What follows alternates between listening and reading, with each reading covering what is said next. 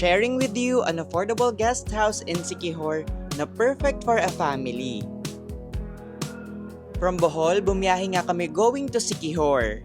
And if marami kayo, I suggest to avail port pickup and drop-off service ng Fuego Island. At eto na nga, dito kami nagstay sa kanilang Fuego Guest House for a night.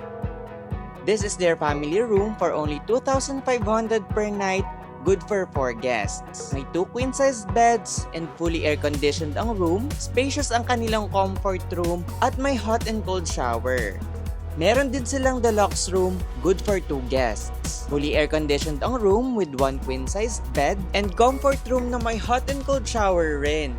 They also have their own restaurant, the Fuego Cantina and Grill Resto Bar, and may acoustic sessions dito every Friday and Saturday night. They also have spa at maraming services offered. If